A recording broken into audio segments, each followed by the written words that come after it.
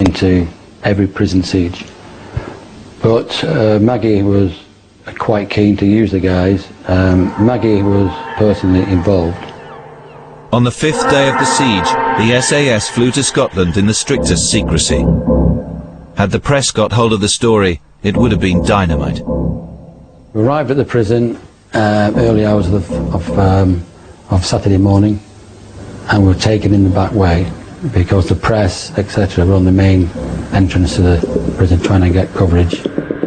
So, as far as the public were aware, it was a police operation. Even the prison officers didn't know who the sinister new arrivals were. Middle of one night, the prison bus appeared on the yard through the back gate, and all these strangers disembarked, wearing all manner of clothing and carrying large rucksacks. They had no masks on me, but balaclavas. And they all looked exactly the same. Nothing was said. No faces was seen. It was just men in black. If you asked their name, they were called John. Everyone was called John. They disappeared into the gymnasium and closed the doors. Once inside the gym, the commanding officer outlined the plan of action. Since the prisoners were unarmed, the SAS were to make a so-called hard arrest, subduing the prisoners without lethal force and using batons if necessary, not guns.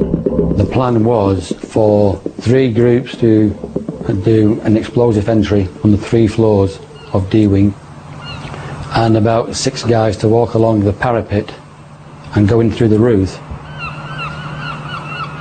If we had been compromised, then actually they could have actually murdered him, because they're in there for murder anyway. They were the scum of the earth. So really they had nothing to lose. I sat in a darkened room watching them go along this roof, and I'm praying that no hostage taker would stick his head out of the hole in the roof. Now suppose they had spotted these guys when they were 60 or 70 yards or feet or whatever away from where they were. They've got Jackie, they've got a knife at his throat. Would Jackie have lived?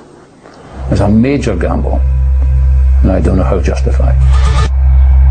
As the SAS crept along the roof, they were spotted by inmates of B Wing opposite, who immediately started shouting and banging the bars of their cells in an attempt to warn their fellow prisoners. The SAS had to abandon their softly approach and get in fast if they were going to save Jackie Stewart. We had to go in immediately. So the squadron commander over the radio gave stand by, go, and immediately everything went into action. They ran along the narrow, wet roof edge 80 feet up, and then threw stun grenades down into the attic through the hole in the roof, which the prisoners had made. Every window lit up in order, seemed to go around in a circle. A cloud of dust appeared from the end of the D-hole, and a lot of shouting and banging. The smoke and gas. Even where we were, you were feeling the effects of it. It was quite frightening. A black figure came down from the top of the roof there and disappeared inside the window. Never saw him again.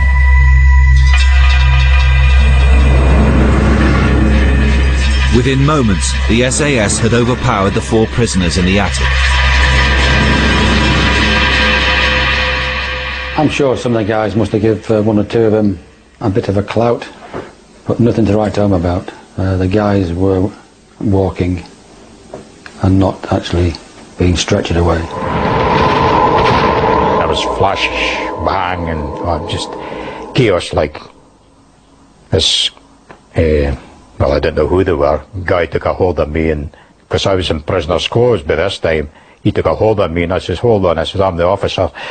I had a blanket round me, like. So he says, right, come with me, and we went up through the attic onto the roof. And then it went quiet. It took about 5 minutes.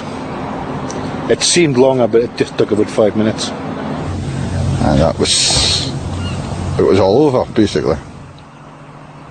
Jackie had survived his ordeal with just cuts and bruises, much to everyone's relief.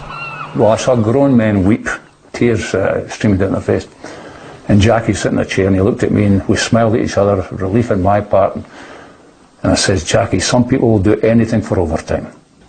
And you were in overtime for that time. Oh, I was Forgot that. getting overtime all the time I was there. It was 106 hours overtime. It seems funny now we're talking about it. It wasn't funny at the time. We've often looked back and laughed. Though it was a terrible dread. Having spent just a few hours on Scottish soil, the unit returned to Hereford where no fuss was made. But there was a note from someone who mattered. All we received was a message from Maggie Thatcher saying, well done boys, her boys. She called us her boys. And that's it. You know, you get on with life and away you go. As far as I'm concerned, they were muscular social workers. Muscular social workers. And I said to one of them, I said, look, I don't know who you guys are, but I hope I never see you in my jail again. And that was all. They said nothing and I said nothing else. The job was done, and hushed up to avoid controversy. But news of SAS exploits as urban warriors would soon spill very uncomfortably into the public arena when they engaged with a far more substantial adversary. On the 6th of March 1988, 3 IRA terrorists were shot dead by SAS soldiers in Gibraltar. The terrorists had been planning to detonate a huge car bomb outside the governor's residence during the changing of the guard ceremony. The SAS shot them down in the street, explaining that they opened fire because the terrorists had made movements which looked as if they might be reaching for concealed weapons, or be about to detonate the bomb by remote.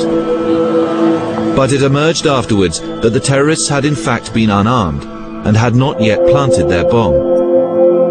Then, eyewitnesses described how they had seen the SAS apparently shooting their suspects in cold blood. There was a huge public outcry. For the first time, the use of such lethal force by the SAS was stridently challenged. Had terrorists been summarily executed? Was there a policy of shoot to kill? The scandal highlighted the complex moral and legal questions surrounding the use of the SAS in the troubles of Northern Ireland.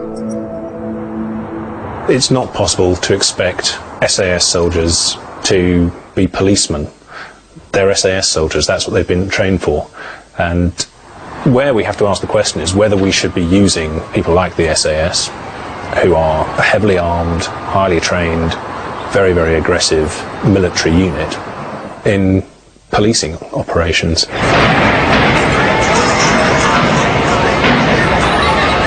Nowhere was the role of the SAS more difficult or ambiguous than in Northern Ireland. They began their long stay there in 1976. Following a horrifying spate of sectarian killings, Prime Minister Harold Wilson had come under intense pressure to do something. Out of the blue, he announced that the regiment would be deployed in South Armagh. I think this announcement was actually aimed at the IRA. Basically, what Wilson was saying is, right, we've had enough, we're sending in the SAS and, we're going to start killing you.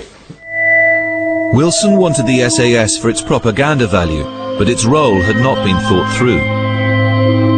The regiment was still essentially a kind of imperial task force, which had just spent 6 years fighting a secret war in the Arabian Gulf. Neither their fighting prowess nor their unique skills in winning people's hearts and minds would necessarily be appropriate in Northern Ireland. And no one had actually consulted the SAS about their new mission. As I understand it, nobody at the SAS knew that they were going until it appeared on the news in the evening that Harold Wilson had decided to send them in. There's a possibility of a secondary explosion right here. It was the beginning of a new and darker period for the regiment, many of whom felt uncomfortable operating on UK soil. Northern Ireland should be a job for armed police who know the law, who know how to work the law, get around all the minefield that the law is out there, and they also know all the areas. Snapper went to Northern Ireland straight from a no-holds-barred shooting war in the Gulf state of Oman, where he staunchly defended the town of Mirbat. He was now confronted with a completely different set of rules,